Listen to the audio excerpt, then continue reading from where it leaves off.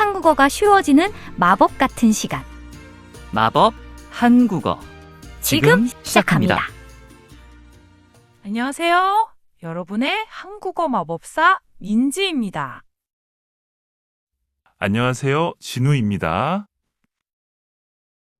오늘 아침에 커피 마시려는데 커피가 하나도 없는 거예요. 그래서 편의점으로 뛰어갔다 왔어요. 그럴 때 한국 사람들은 딱 이 표현을 쓰죠. 정답. 커피가 하나도 없어. 맞죠? 땡! 아니에요. 더 자연스럽고 한국인들이 자주 쓰는 표현이 있죠. 오늘 배울 표현과 아주 관련이 깊어요. 그럼 두 친구의 대화를 먼저 들어보겠습니다. 한국인 속도로 나갑니다. 잘 들어보세요.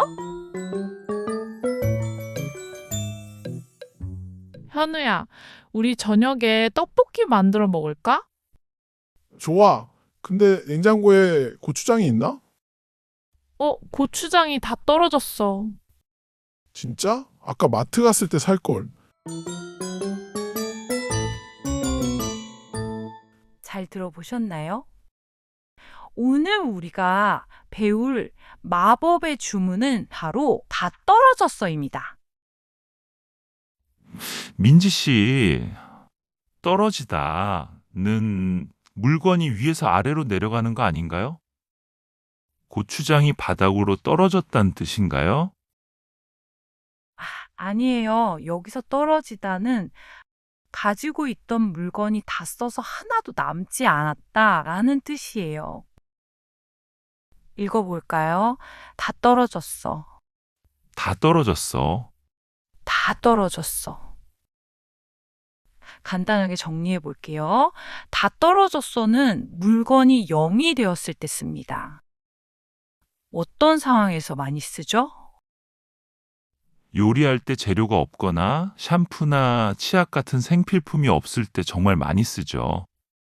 샴푸가 다 떨어졌어. 사야겠다. 네, 하나만 더 만들어 볼까요? 카메라 필름이 다 떨어졌어. 맞아요. 물건이 아니라 에너지가 없을 때도 써요. 힘이 다 떨어졌어. 맞아요. 저도 아침에 커피가 다 떨어져서 뛰어갔다 왔잖아요. 아침부터 운동하셨네요.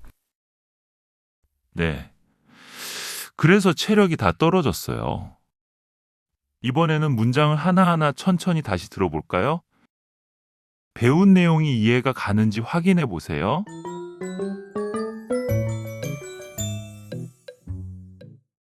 현우야, 우리 저녁에 떡볶이 만들어 먹을까? 좋아. 그런데 냉장고에 고추장이 있나? 고추장이 다 떨어졌어. 진짜? 아까 마트 갔을 때 살걸. 네. 아까보다 더 이해가 잘 되시나요? 다 떨어졌네 라는 말을 직접 써보면 기억이 더 잘 날 거예요.